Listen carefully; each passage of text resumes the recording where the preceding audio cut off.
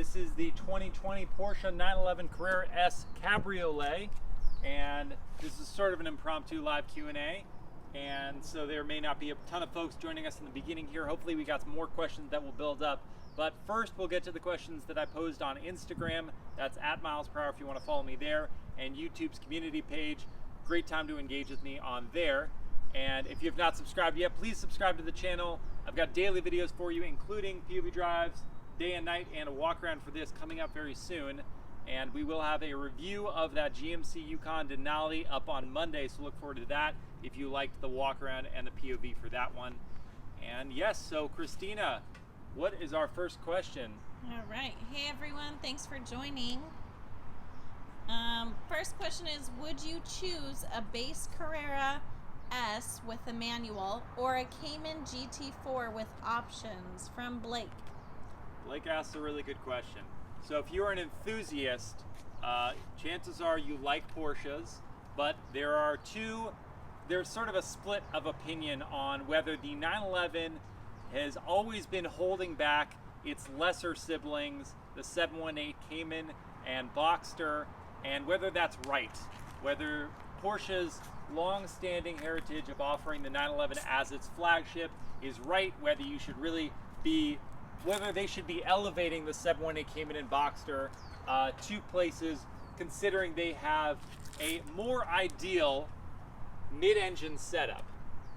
And so Blake asked the question whether I would want to go for a Carrera, a base Carrera, or I would want to get a 718 GT4 with some options. So the 718 GT4 is going to be more of a purist vehicle in the sense that it's going to have that mid-engine layout. It's going to be a lighter weight, more engaging arguably than the 911, though this 911 has the 7-speed manual gearbox, and that is absolutely the transmission I would choose if I was to go and get that Carrera, the base model.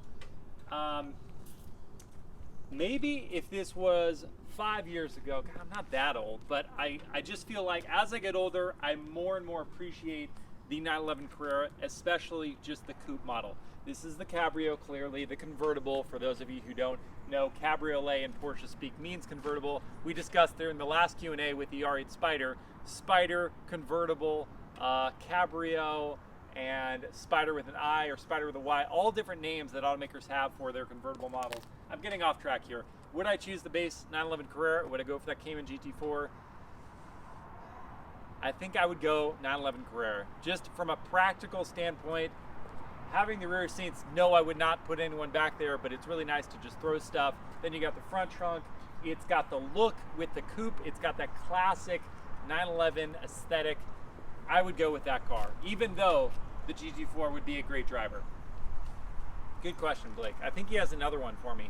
Yep. 911 Carrera or C8 Corvette if price isn't an issue? From Blake. Really interesting question. If it's going to be a question of build quality and refinement of driving dynamics, then Porsche just has that one nailed. But the C8 is getting attention in ways that a standard Porsche 911 will never be able to get attention. The GT3 RS, sure. The GT2 of now the last generation, sure. But the C8 looks like a supercar. This is very much still a sports car, and so if you cared about the look of your car and just the glares and the glare stairs that it would get driving around, then you may want to go for the C8. But in terms of a daily driver experience, I would go with the 911. It's got the performance, especially with this manual, which you cannot get the C8 with a manual. That might be the pushover for me. I would go for the 911. Again, the coupe. Okay, can this be a daily driver? From Diego Moreno. Diego asked if this can be a daily driver. Absolutely. Absolutely, this car can be a daily driver. It's comfortable, it's powerful, it's reasonably fuel efficient. I think it's, 20 combined MPG? Not great, but I mean, for 443 horsepower, that's not bad. And it looks awesome. It looks high quality. People who know these cars know they are expensive, so If you're driving around in this, you clearly have done well for yourself in your life, at least from a financial standpoint. So yes, this is absolutely a daily driver sports car, and I would absolutely choose the 7-speed manual over the 8-speed PDK dual clutch.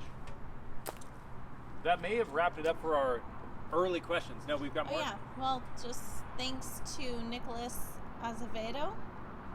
Yeah, I wanted to the thank support. Nicholas because he offered a really nice support via the YouTube community page. I really appreciate that, Nicholas. And Joaquin Palamet. yes, of course, Joaquin, I want to thank him because he has made now 2 of the thumbnail images that you'll see for the reviews.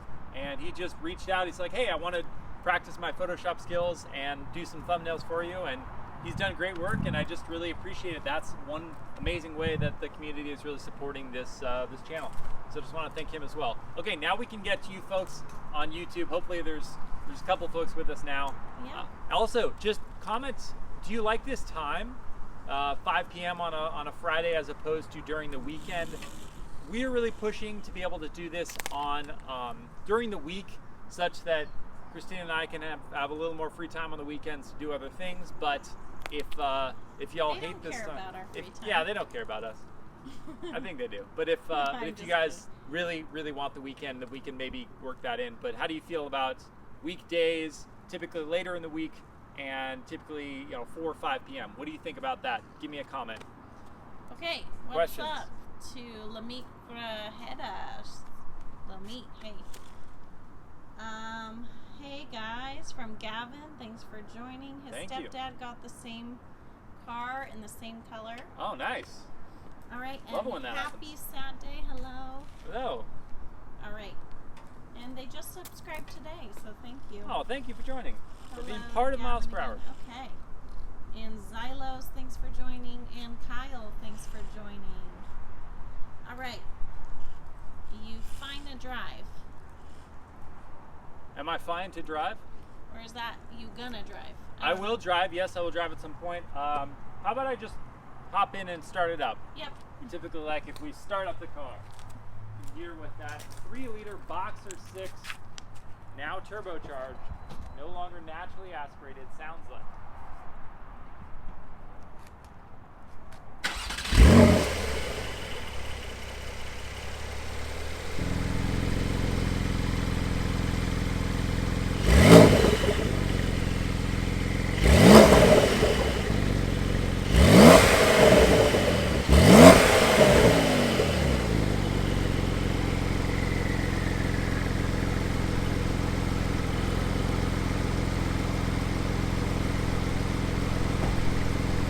Talked about last time cars that have soft rev limits.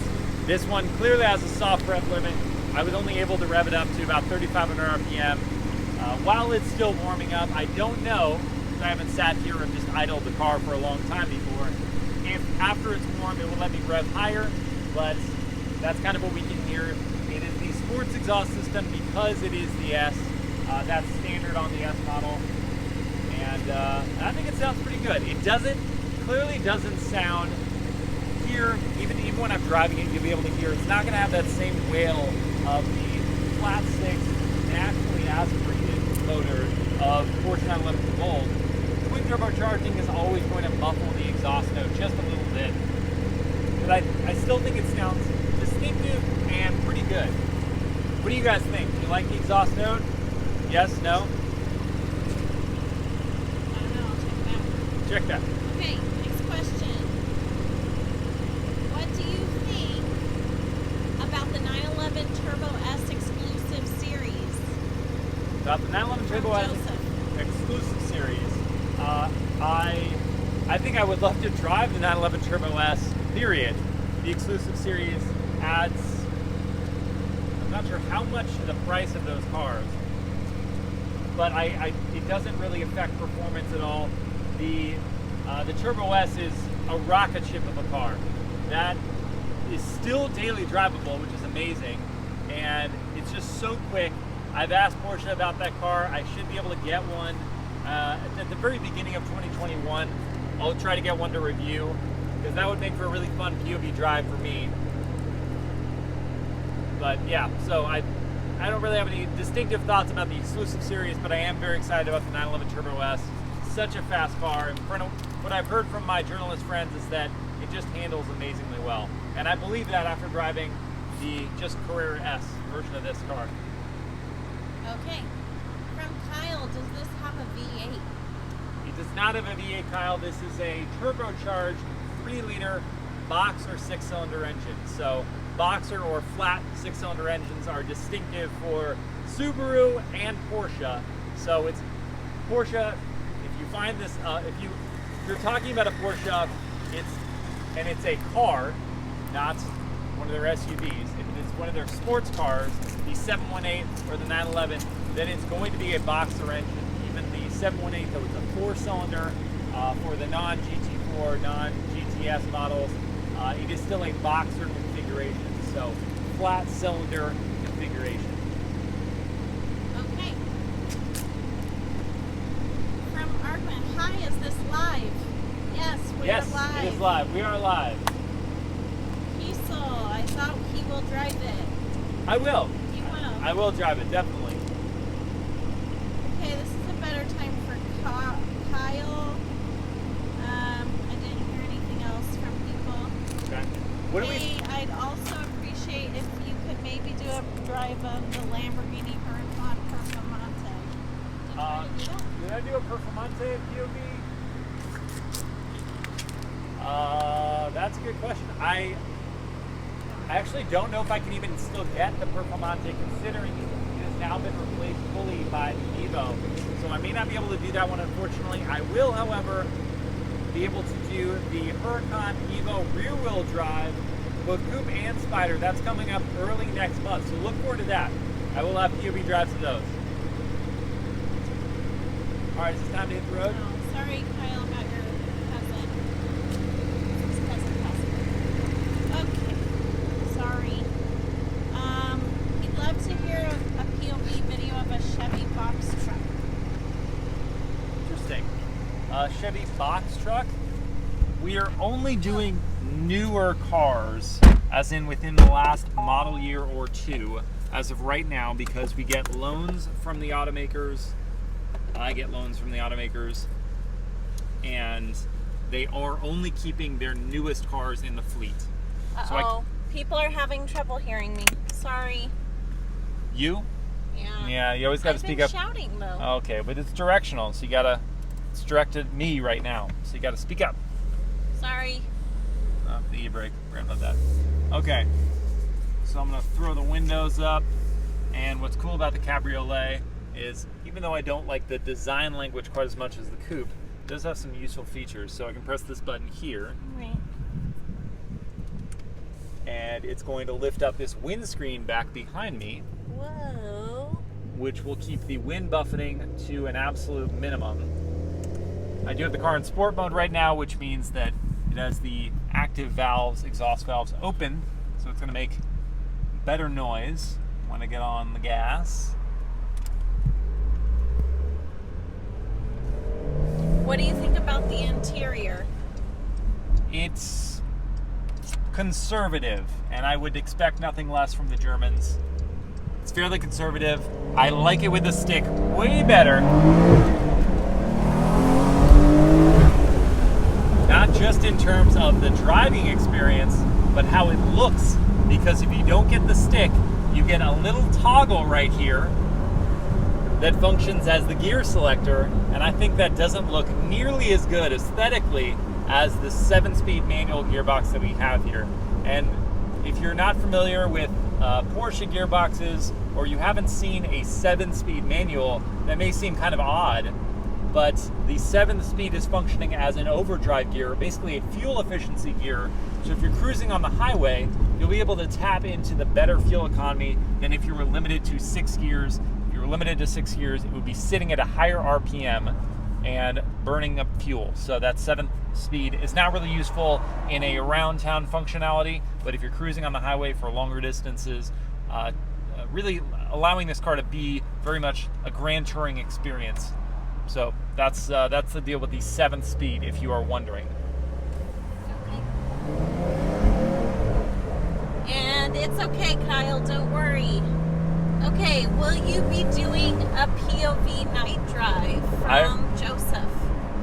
Joseph, I will be doing a PV night drive of this car. Did the day drive this morning. I will have the night drive, and those are going to come up in a few days because I've got some backlogged videos that I want to get out first before I make the full transition come October to only luxury and high-end, high-performance cars. So, whoa, whoa, Christina says. Yeah, so in October, the channel will be switching to just high-end, just high-performance cars. Think dollar figure-wise, anything above $40,000 is kind of fair game as a starting figure. So luxury cars, muscle cars, pickup trucks, supercars, and yeah, just high-end vehicles. Those are going to be the bread and butter of the channel. We won't be doing so much of the Honda Civics and Nissan Sentras, the mainstream affordable cars. So gear up for that. But between now and October 1st, I do have some videos I did want to get out of more mainstream vehicles.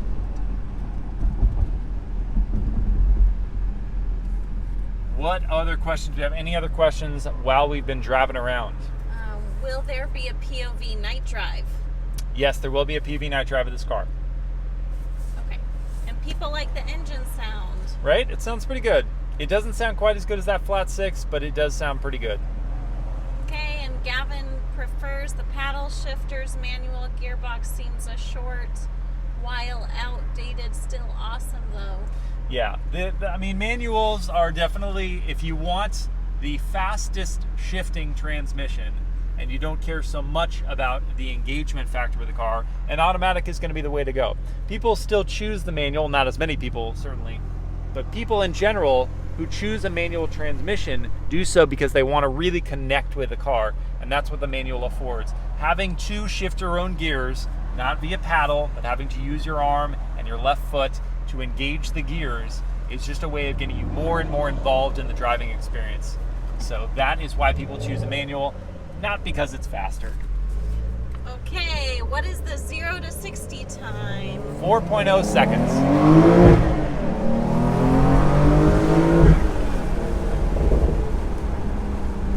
That was 0 to 60 right there.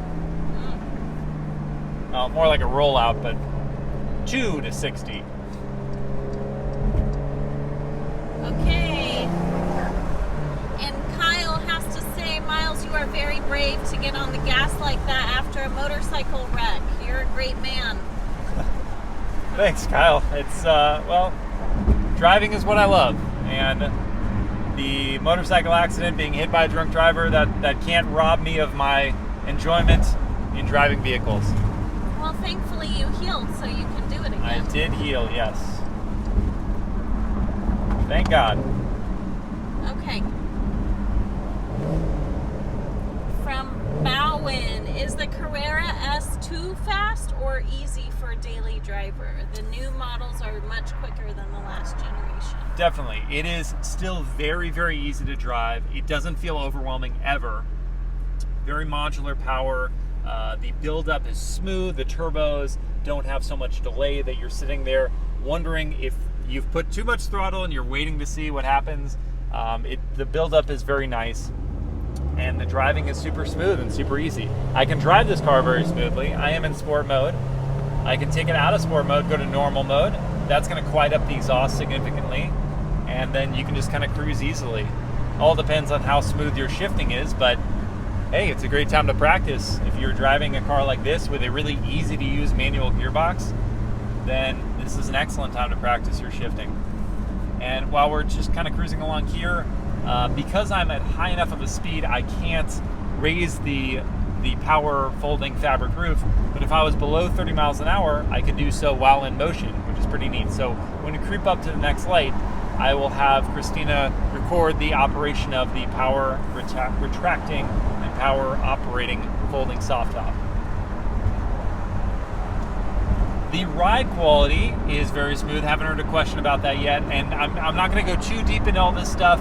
We may wrap it up early if there aren't too many questions, because I have a full review of this car coming out in just a couple weeks. So we will save all of the extra information for that. But let's see if we can get down to a low enough speed here. Were you going to mention the ride quality? No. I didn't really get a question about it, so I'm not going to go too deep in it. We'll save that for the review.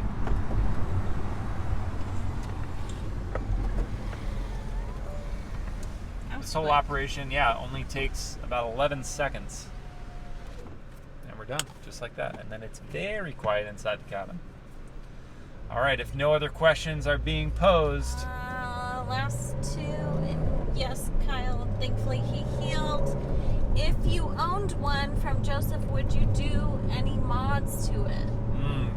Probably not. I would kind of leave it the way it is. Porsche really knows what they're doing in terms of engineering. I think the aesthetic, especially with the coupe, is very clean from the factory, so I don't think I would do any modifications to this car. To some other cars? Sure, just not this one. Okay, how are the ventilated seats? It's 90 degrees in California today. Yeah, it's really warm. The ventilated seats, I actually didn't have them on there, but they are pretty good. They fire up fairly quickly, and oh yeah, feel that?